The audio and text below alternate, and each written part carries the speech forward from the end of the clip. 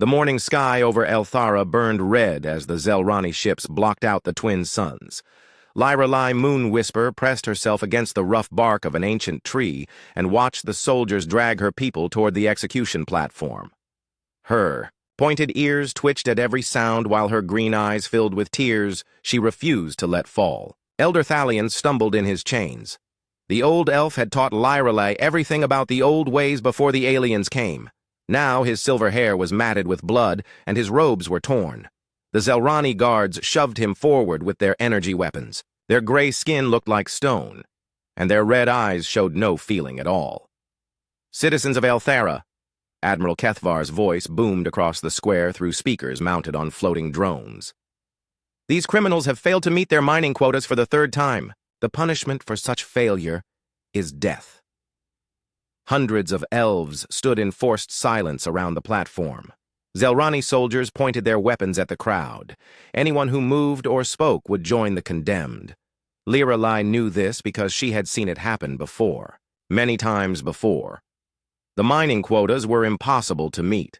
The Zelrani wanted the quantum crystals that grew deep in Elthara's core. They made the elves work 20 hours each day in the dark tunnels. When someone collapsed from exhaustion, the aliens would simply replace them with another worker. When the crystal veins ran dry in one area, they would blow up entire forests to reach new deposits. Elder Thalion looked up at the crowd. His eyes found Lyrelai hiding in the shadows. He gave her the smallest nod. She understood the message. Keep fighting. Never give up hope.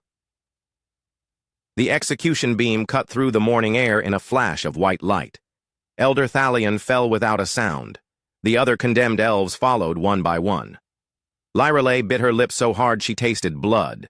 She would not scream. She would not give the Zelrani that satisfaction. Admiral Kethvar stepped onto the platform. He was taller than his soldiers and wore a black uniform covered in medals. Scars marked his gray face from battles on other worlds.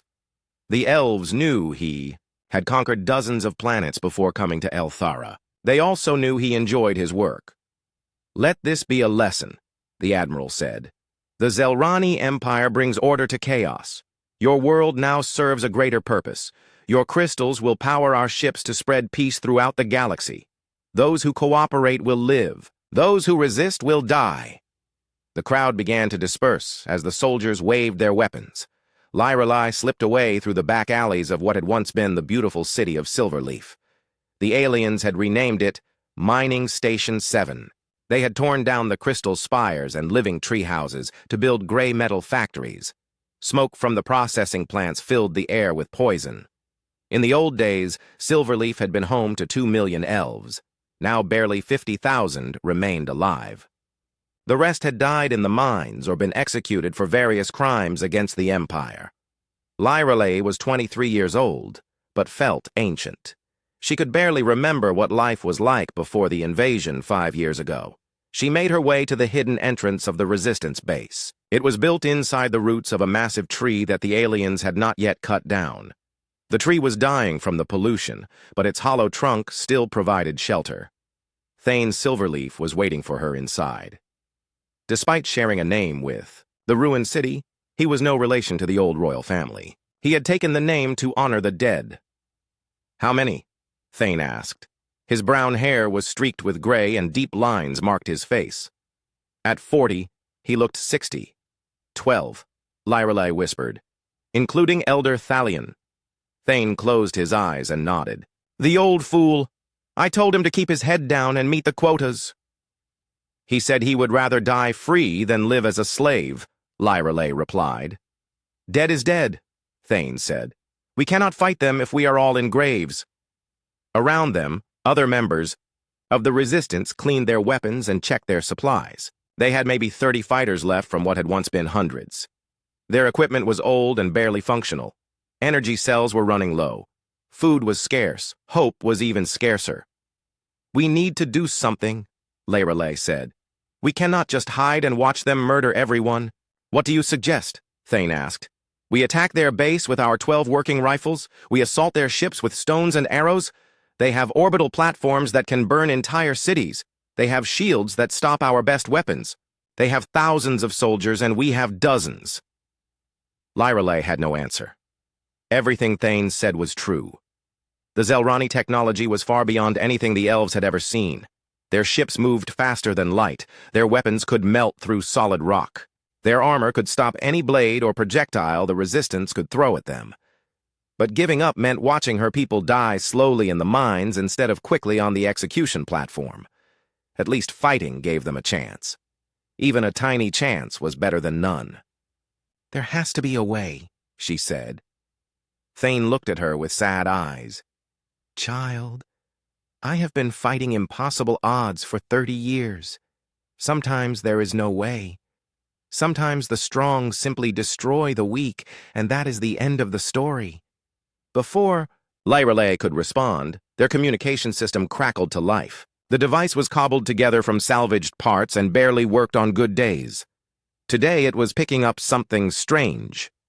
"Unknown vessel, this is Zelrani Control," a voice said through the static. "You are entering restricted space. Identify yourself immediately or be destroyed." Then came a response in a language none of them recognized. The voice was calm and confident. Human, though the elves did not know that word yet. "This is Captain Lisa Morgan of the USS Defiance. We received distress signals from this system. We are here to investigate." The Zelrani response was swift and harsh. "There are no distress signals from this system. Turn around immediately or face the consequences." "I am afraid that is not acceptable, Admiral," came the human voice. "My orders are to investigate all distress calls in this sector. We will proceed as planned." Thane and Lyrelay looked at each other with wide eyes. Someone was challenging the Zelrani. Someone was refusing their orders. It was impossible, but they were hearing it happen. The communication went silent for several minutes. Then, alarms began wailing across the city. Zelrani soldiers ran through the streets toward their ships. Fighter craft lifted off from the landing pads with screaming engines. For the first time in 5 years, someone had come to help. 3 days had passed since the strange voice on the radio. The Zelrani soldiers were nervous. They patrolled the streets in larger groups and kept looking at the sky. Admiral Kethvar had ordered all civilian movement restricted to daylight. Hours. Something was happening, but the elves could only guess what it meant. Lyrelay crept through the ventilation tunnels of Processing Plant 5. Her mission was simple, but dangerous. Plant 5 processed the most valuable quantum crystals on the planet. If she could sabotage the main refinery, it would cost the Zelrani millions of credits and slow their mining operation for weeks. She had volunteered for the mission despite Thane's objections. He thought she was too young and too angry to think clearly. Maybe he was right, but anger was all she had left. Anger at watching her people die. Anger at being helpless. Anger at the universe for letting monsters like the Zelrani exist. The tunnel was barely wide enough for her slim frame. Decades of pollution had made the metal walls slick with oily residue. She could hear the massive machines grinding away below her. The sound never stopped. Day and night, the factories consumed Elthara's crystal heart and turned it into fuel for the Empire. Through a grate, she could see Zelrani technicians working at their stations. They moved with mechanical precision and rarely spoke to each other. Their gray faces showed no emotion as they fed raw crystals into the processing units. To them, this was just another job on another conquered world. Lyrelay reached the main power coupling 20 minutes later. The device was larger than she had, expected and protected by an energy field. She had brought a small disruptor built from salvaged parts. Thane had warned her it would only work once before burning out. She activated the disruptor and pressed it against the energy field. Sparks flew and the field flickered. For a moment, she thought it would hold. Then, the barrier collapsed with a sound like breaking glass. She quickly attached her explosive charge to the power coupling and set the timer for 5 minutes. The explosion would look like an accident. At least that was the plan. The Zelrani would blame equipment failure instead of sabotage. They might execute a few workers for negligence, but they would not launch a full investigation of the resistance. Lyrelay was crawling back through the tunnel when she heard voices speaking that strange language from the radio. She froze and listened carefully. The voices were coming from outside the building. They were discussing the plant's security systems and weaknesses. She found a grate that opened onto the roof and carefully looked out. 3 figures in dark clothing were moving across the rooftop. They carried weapons she had never seen before and wore some kind of optical enhancement over their eyes. Their skin was pale like the elves, but their ears were round. They moved. With the confidence of trained soldiers, one of them was speaking into a small device. "This is Lieutenant Kate Sullivan. We have eyes on the target. Zelrani security is lighter than expected. We can move to Phase 2. A voice crackled back through the device. "Copy that, Kate. Remember, we are here to gather intelligence only. No direct engagement unless absolutely necessary." Lyra Lay realized these must be the people from the ship that had challenged Admiral Kethvar. They were real, and they were here on Aelthara. But who were they, and why were they helping? She was so focused on watching the strangers that she almost missed the timer on her explosive. 2 minutes left. She needed to get clear of the building before it went off, but she also needed to warn these people that they were in danger. Fayuz. Zelrani had sensors that would detect the explosion immediately. They would send troops to investigate within minutes. These strangers would be caught in the middle of a very dangerous situation. Lyra Lay made a decision that would change everything. She climbed out of the grate and onto the roof. The 3 strangers spun around with their weapons ready. For a moment, everyone was frozen in surprise. "You need to leave," Lyra Lay whispered in the common trade language. "This building will explode in 90 seconds. The one called Kate Sullivan stared at her with blue eyes. "Who are you? How do you know our language?" "I am Lyra Lay. I am with the Resistance. I just planted a bomb, and you need to run." Kate grabbed her team, and they all sprinted toward the edge of the roof. Lyra Lay followed them without thinking. Behind them, the building erupted in a ball of fire and twisted metal. The explosion was bigger than expected. The entire processing plant began to collapse in on itself. They leaped across to the next building as debris rained down around them. Zelrani alarms were already screaming across the city. Military vehicles raced toward the disaster site with weapons ready. "Safe house," Kate said into her communicator. "We need immediate extraction." "Negative," came the reply. "Zelrani forces are scrambling fighters. We cannot risk bringing the ship down for pickup. You will have to find cover and wait for the all clear." Kate looked at Lyra Lay, who was still following them. "You know this city. Where can we hide?" Lyra Lay thought quickly. The Resistance safe house was too far away and probably compromised. The old sewers were flooded with toxic runoff. There was only one place that might work. "Follow me," she said. She led them through a maze of back alleys and abandoned buildings. The humans moved well for strangers, but they were not used to the terrain. Twice they almost fell through rotten floorboards. Once they had to hide while a Zelrani patrol passed, within meters of their position. Finally, they reached the entrance to the old temple district. Before the invasion, this had been a sacred place where elves came to commune with the planet's spirit. Now it was a ruin filled with rubble and forgotten graves. The Zelrani avoided it because their sensors could not penetrate the natural crystal formations. They found shelter in what had once been the Temple of the Singing Stones. The roof was gone, but the walls still stood. Ancient symbols carved into the crystal surfaces glowed faintly in the darkness. The stones still remembered better times. "Thank you," Kate said. "You saved our lives back there." "Why are you here?" Lyra Lay asked. "Who are you people?" Kate looked at her companions. They nodded slightly. "We are humans. We come from a star system called Sol. Our ship received distress signals from this planet 3 weeks ago." "Distress signals? We do not have equipment to send signals into space." "Someone did," Kate said.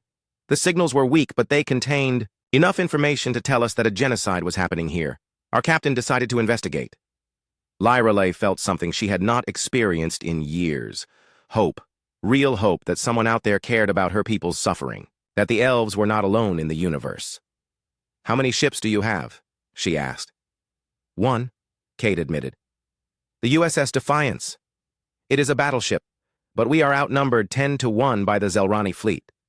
The hope flickered, but did not die. "One ship against an entire invasion force?" Kate smiled. It was the first genuine smile Lyra Lay had seen in 5 years. "You have never seen humans fight when they are angry. We do not like bullies. We really do not like bullies who pick on people who cannot fight back." Over the next few hours, Kate and her team shared information with Lyra Lay. They learned about the Resistance and the mining operation. Lyrelai learned about humanity and their war against tyranny across the galaxy. The humans had been fighting empires like the Zelrani for over a century. Captain Morgan sent us down to gather intelligence, Kate explained. She needs to know Zelrani positions and capabilities before she makes her move. What move? Lyrelai asked. Kate's smile grew wider. She is going to free your world, all of it, every last elf. As dawn approached, the sounds of battle echoed down from orbit. The USS Defiance had begun its attack. The sky above Elthara lit up like a festival of death. Explosions bloomed between the stars as the USS Defiance engaged 3 Zelrani cruisers in orbit. From the surface, the battle looked like dancing lights, but Lyrelai knew each flash meant someone was dying. Captain Lisa Morgan stood on the bridge of her ship and watched the tactical display with calm eyes. Her brown hair was pulled back in a simple ponytail, and her uniform was spotless, despite the chaos around her. She had been preparing for this moment since they first heard the distress signals. Zelrani cruiser moving to attack position, reported Commander Amy Rodriguez from the tactical station. They are trying to bracket us. Let them come, Captain Morgan said. Amy, prepare the railguns for sequential fire. Target their engines first. I want them alive if possible. The Defiance was smaller than any of the Zelrani ships, but it was built for war. Human engineering focused on speed and flexibility rather than raw firepower. Where the aliens relied on heavy shields and massive weapons, humans used quick strikes and superior tactics. The first Zelrani cruiser opened fire with plasma cannons that could melt through a mountain. The beams struck the Defiance's shields and sent ripples of energy across the barrier. Warning lights flashed on the bridge, but the shields held firm. Return fire, Captain Morgan ordered. The railguns spoke with thunder that echoed through space. Solid metal projectiles accelerated to incredible speeds, punched through the Zelrani shields like they were made of paper. The first cruiser's engine section exploded in a shower of sparks and debris. The massive ship began drifting helplessly through space. One down, Amy reported. 2 more coming around for another pass. On the surface, Lyrelai and the humans had made their way back to the resistance base. Thane Silverleaf could not believe what he was seeing through their improvised telescope. The Zelrani had ruled Elthara with absolute power for 5 years. Now someone was actually fighting them in open battle. Impossible, he whispered. No one can defeat Zelrani warships. Humans can, Kate Sullivan said with pride in her voice. Captain Morgan has never lost a battle. The second Zelrani cruiser launched a spread of guided missiles toward the Defiance. Each missile was the size of a small building and carried enough explosive power to level a city. There were 20 of them racing through space on pillars of flame. Captain Morgan watched them approach with the patience of a hunter. Point defense systems online. Target the lead missiles first. The Defiance bristled with small weapon turrets designed specifically for this purpose. Streams of energy reached out and began swatting missiles from space like insects, but there were too many of them. Some would get through. Evasive maneuvers, Captain Morgan ordered. Full power to engines. The human ship twisted through space, like a living thing. It rolled and dove and climbed in patterns that seemed random, but were actually calculated to maximum precision.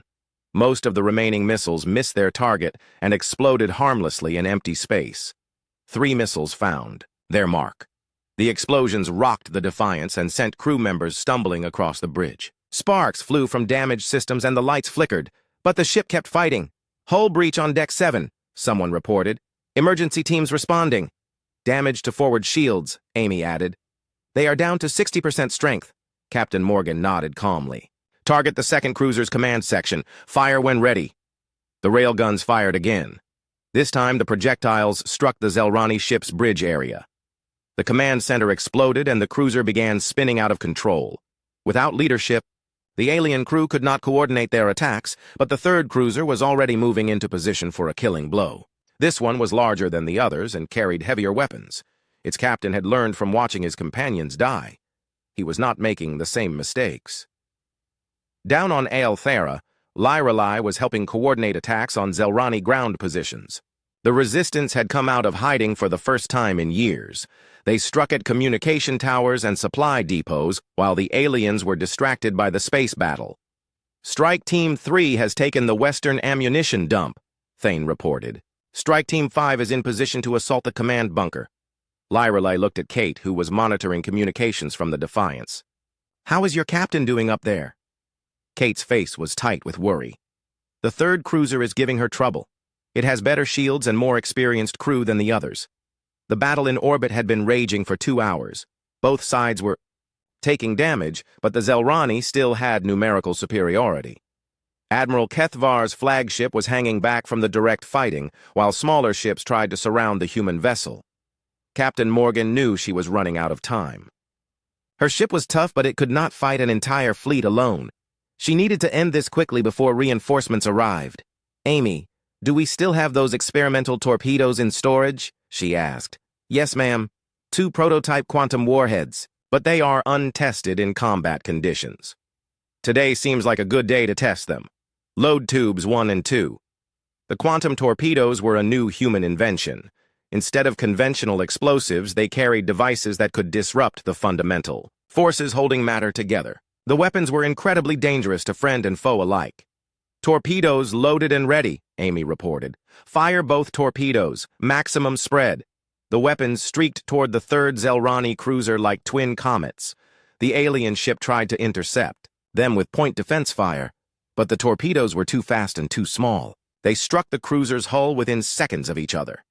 For a moment, nothing seemed to happen. Then the Zelrani ship simply came apart. Not in an explosion, but in a slow dissolution as its atomic structure collapsed. Within minutes, there was nothing left but a cloud of glowing particles. The remaining Zelrani ships immediately began retreating toward the outer system. They had never seen anything like the quantum torpedoes, and they wanted no part of whatever had just destroyed their companion. Zelrani fleet is withdrawing, Amy reported with satisfaction. We own the orbital space. Captain Morgan allowed herself a small smile. Signal the ground teams. Tell them the sky is clear. And get me a communication channel to the resistance leaders. It is time we introduced ourselves properly. Down in the ruined temple, Thane and Lyrelei received the message with tears in their eyes. For the first time in 5 years, the elves controlled their own skies.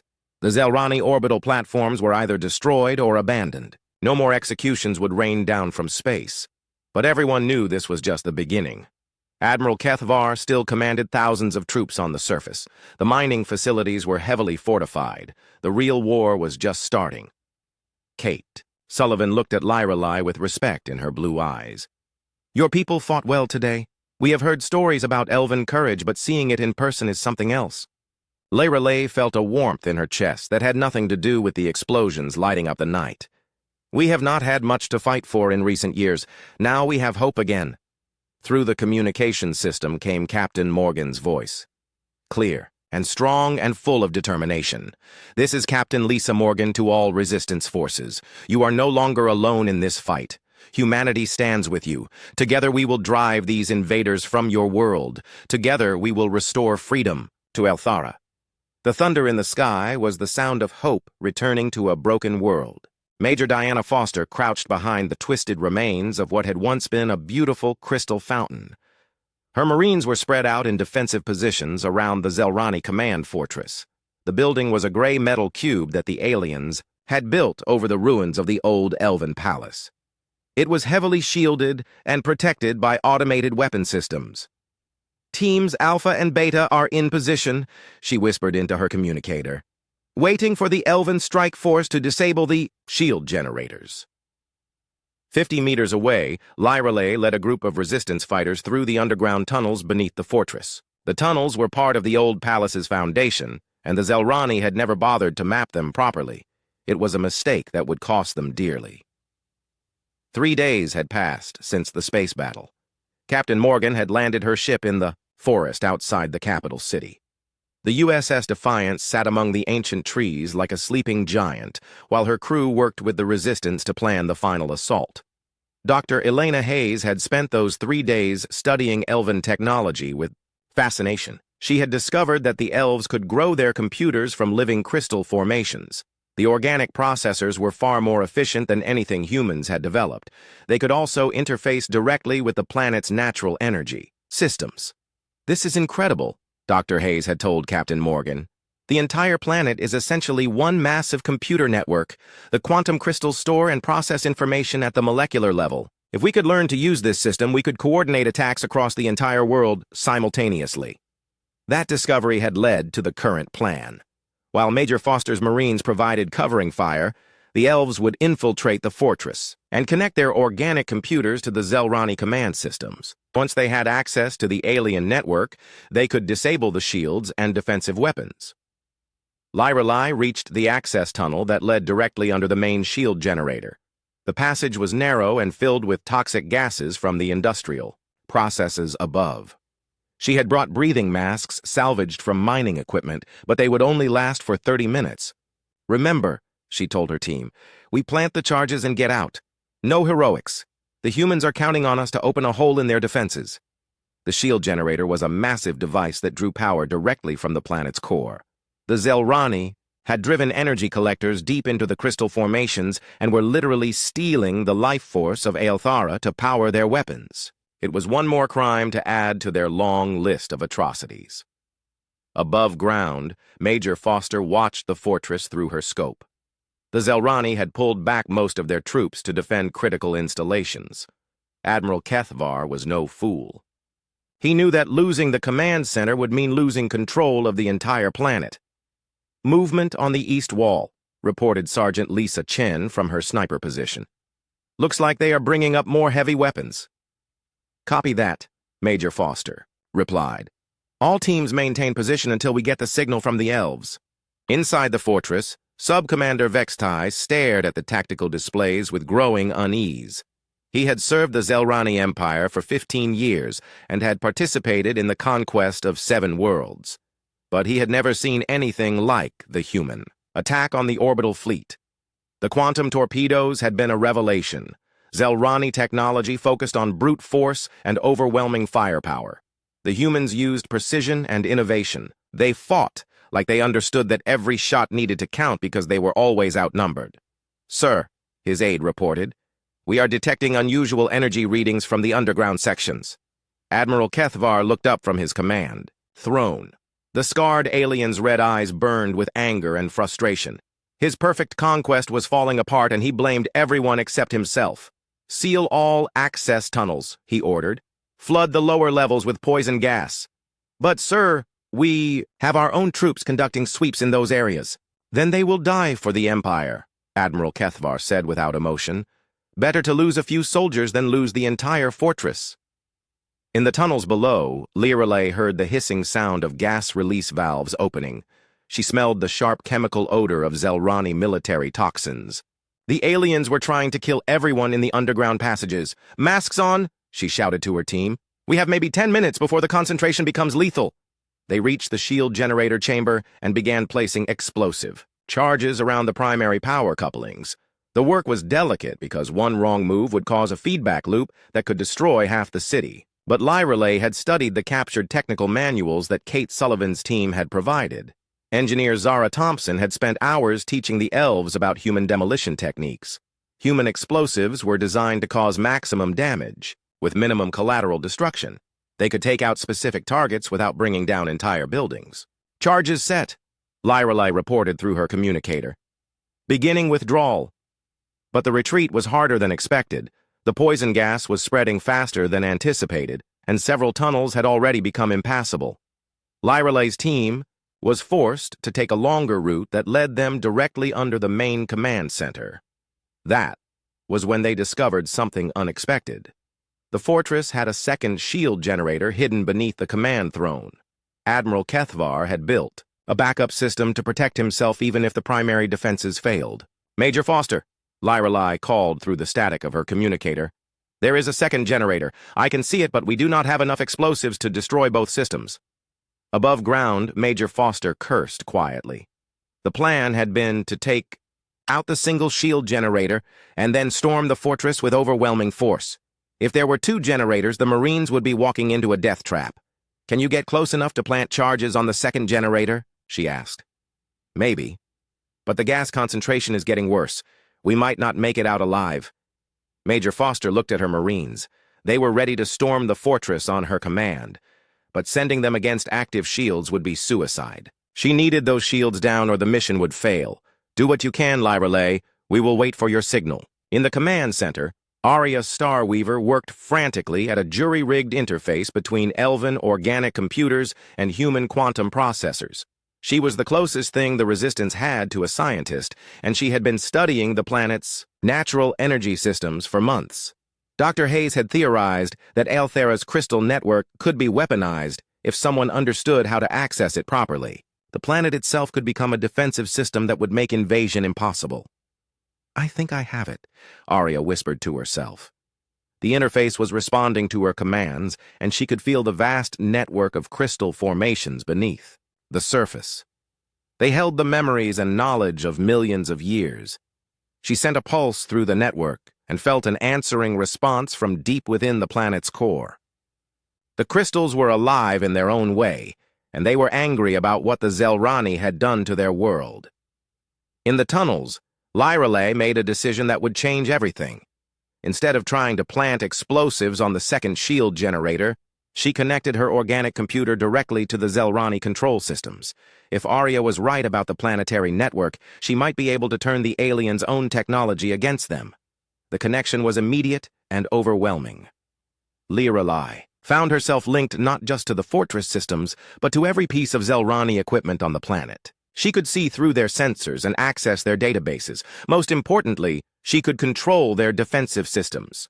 Arya, she called through the network link, I am connected to their command systems. Can you activate the planetary defense grid? Working on it, Arya replied. The network is responding, but it needs a few more minutes to charge. Above them, Admiral Kethvar realized something was very wrong. His control systems were showing impossible readings. Power was building in the crystal formations far below the fortress. Energy levels were climbing toward critical thresholds. What is happening? He demanded. Unknown, sir, his aide replied with fear in his voice. Something is accessing the planetary energy grid. We are losing control of our own systems. The first explosion came from deep underground. Not from Lyrelay's charges, but from the planet itself. The crystal formations were releasing stored energy in controlled bursts that disrupted every piece of Zelrani technology within 100 kilometers. Both shield generators went down simultaneously. The fortress's weapon systems failed. Even, the artificial gravity inside the command center began to fluctuate. Now, Major Foster shouted into her communicator. All teams advance! The human marines stormed the fortress, while the elven fighters emerged from the tunnels. Admiral Kethvar's troops found themselves trapped between two forces and cut off from orbital support. Many surrendered immediately. Others fought to the death for an empire that would never remember their names. In the command center, Lyrelay faced Admiral Kethvar in single combat. The alien was larger and stronger, but she was faster and more desperate. She fought with the fury of someone who had watched her people suffer for 5 long years. The battle ended when Arya activated the full planetary defense grid. Crystal formations across Althera began glowing with their own inner light. Energy barriers sprang up around every major city. The planet itself had awakened to protect its children. Admiral Kethvar looked around his ruined command center and knew that his conquest was over. The humans had not just defeated his forces. They had turned his victims into victors. Ambassador Claire Bennett stood in what had once been Admiral Kethvar's command center and marveled at how quickly everything had changed. The gray metal walls were already being torn down by elven workers. In their place, living crystal formations were being grown to replace the alien technology with something that belonged to Althera. 3 weeks had passed since the liberation of the fortress. Captain Lisa Morgan had been promoted to admiral for her successful intervention. The USS Defiance now served as flagship of a joint human-elven patrol fleet that protected the system from any remaining Zelrani forces. Lyrelay Moonwhisper now, wearing the simple robes of a high counselor, walked through the rebuilt city that had reclaimed its original name of Silverleaf. The smoking factories had been dismantled, and the poisoned air was slowly clearing. Where mining pits had scarred the landscape, new forests were growing with the help of advanced human terraforming technology. It is hard to believe this is the same place, Dr. Elena Hayes said as she joined Lyrelay on the observation platform.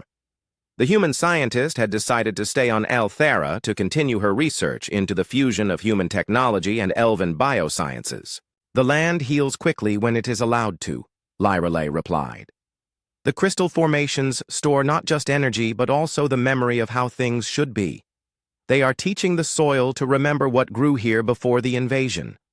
Below them, human engineers worked alongside elven technicians to install new communication systems. The organic computers could now interface directly with human quantum processors, creating a hybrid network more powerful than either species could build alone.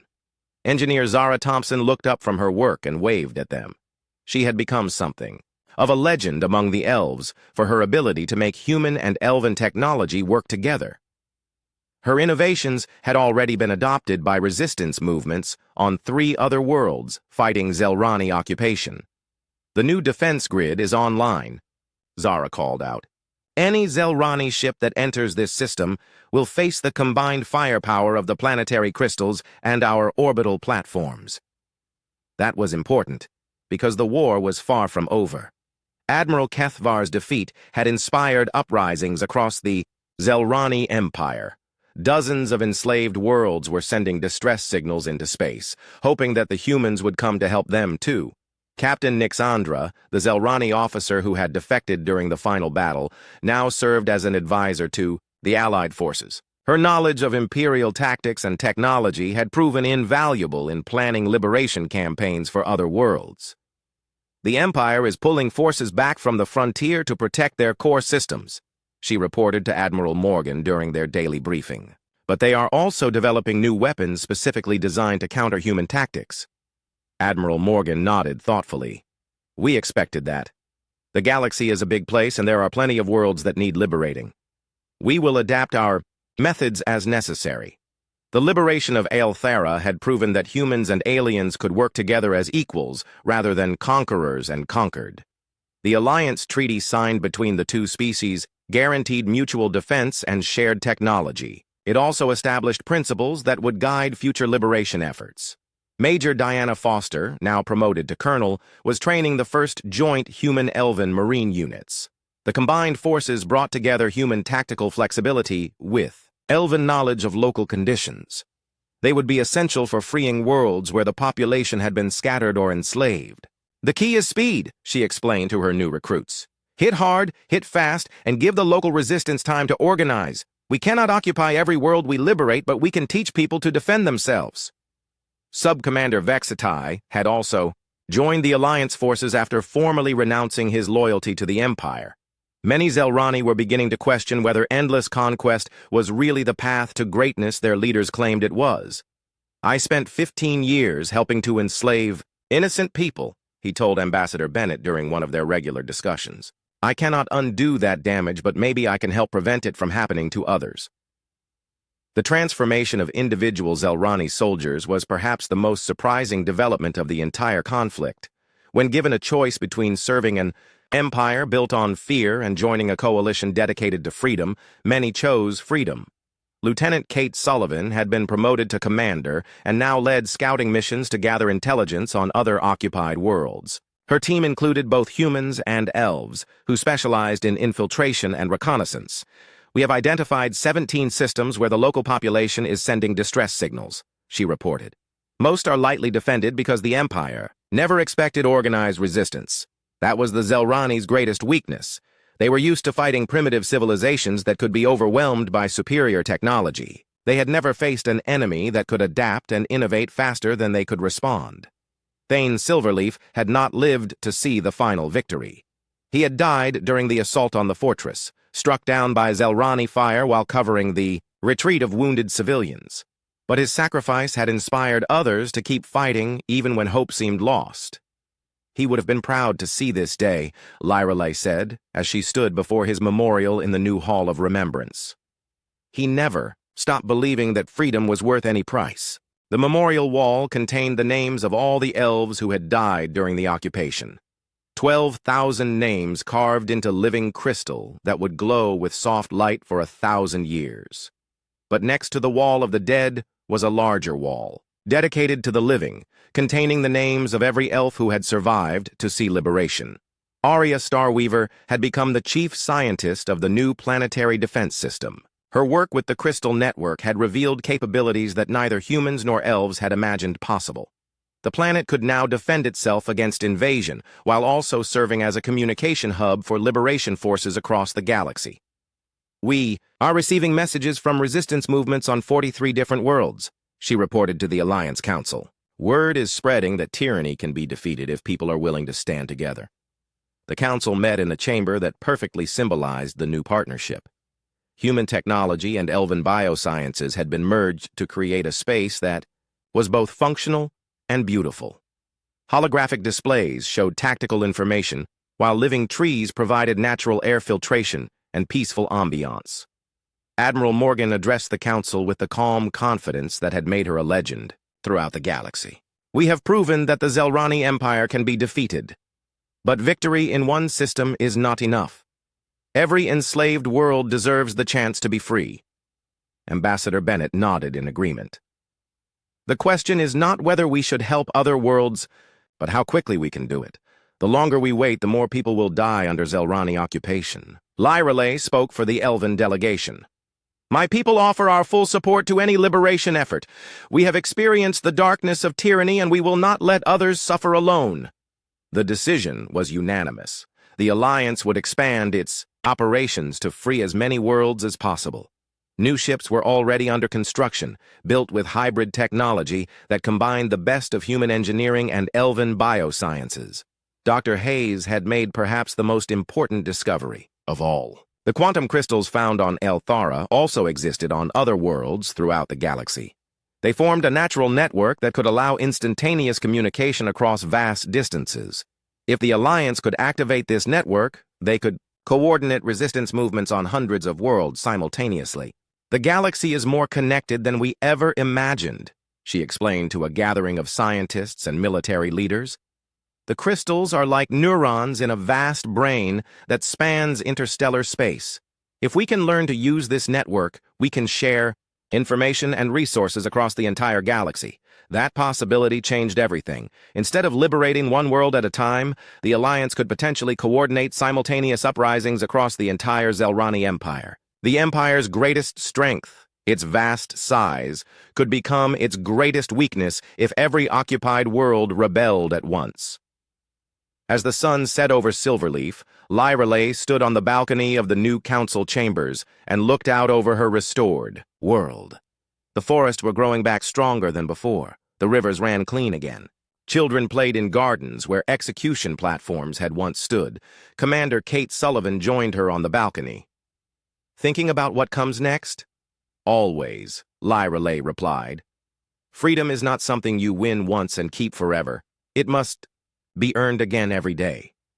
Kate smiled and pointed toward the stars that were beginning to appear in the darkening sky. "Out there, people are looking up at these same stars and hoping someone will come to help them. They do not know it yet, but help is already on the way." Above them, the USS Defiance and her sister ships prepared for another mission. The Liberation Fleet now included vessels from both species, each one carrying the message that tyranny could be defeated when free people stood together. The war for galactic freedom had begun, and it would not end until every enslaved world had been given the chance to choose its own destiny. The age of the Zelrani Empire was ending, and the age of the Alliance was just beginning. In the distance, communication crystals pulsed with messages from across the galaxy. 47 worlds were ready to rebel. 17 more were building secret weapons. 3 entire systems were preparing to declare independence. The thunder that had awakened over Elthara was spreading to every corner of the galaxy, carrying with it the promise that no one had to face tyranny alone.